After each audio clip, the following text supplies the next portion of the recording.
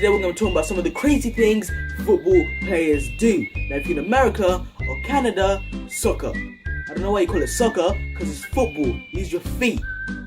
Now, over there, what you call football is actually handball, because you use your hands. You only use your feet to get the ball into that thing. I don't even know what it's called, but anyway, it should be called handball, not American football.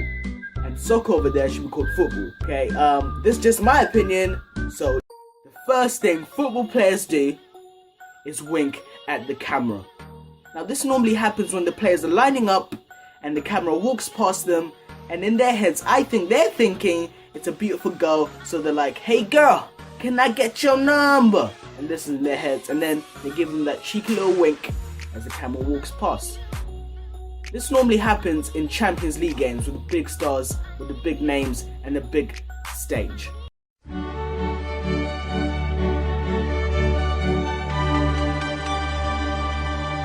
Now the second thing football players do is dive. Now this really annoys me. It makes me wanna rip this book. That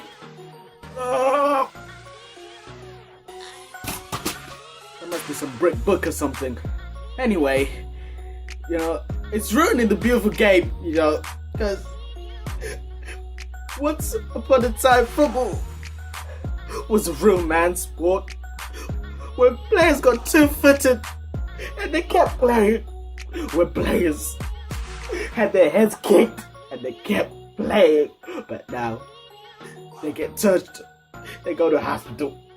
Oh my god. Roll the clip.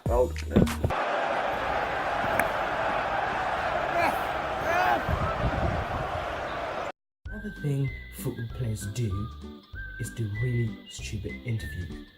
This is a small minority of football players who feel the need to be stupid in interviews. Here we go. This was an awful match for you, losing 24-0. How do you feel the match went from a player's perspective? Well, the game was a great game for us. We've never won a competitive match, and last time we played this team, we lost 52-0, and this time we only lost 24-0, and it's like 3 points. It might as well be a win, and it's obviously nice for me to get on the score sheet, scoring 7 goals, 2 hat tricks and 1 goal. Even though they were all on goals, they were pretty special, so I still celebrated. The manager wasn't really happy with that. He tried to take me off the pitch, but I refused. I spat in his face, and and I assume I'm going to be fined by the FA.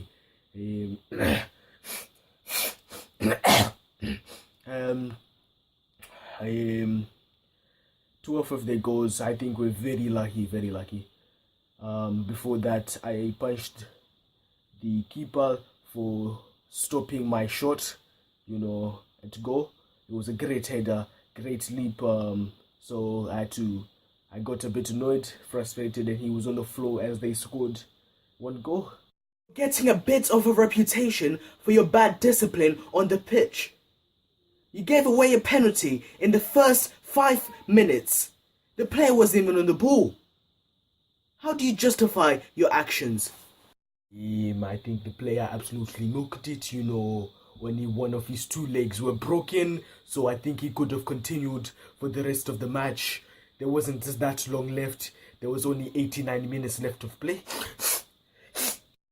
A lot of people have been criticizing your defense for really bad performances as of late. How do you feel about this?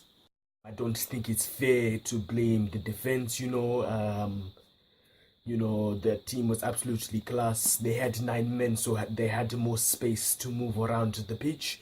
And also, we've only conceded 12 goals this season, even though this is the first match. You've just signed a new contract with the club. How are you feeling at this moment of time? Yes, it was great for me signing a new 7-year deal with 370 grand per week at this club. My heart is obviously here. I think I'm going to play for them for a couple months longer. Then I'm going to ask for 100 grand more to my contract. Obviously we've never won a game, you know, so I would like to keep that record going so we can go down into the history books, you know. And we still can't afford a kit, but they can afford to pay me hundreds of grands, you know. And I've never scored in my own net. Oh, I'm joking. Hey, I've scored over 100 goals for this club, you know, all on goals as well. Thank you guys for watching my video. Like, sub, and peace. And also, I hope you take away some tips on what football players do.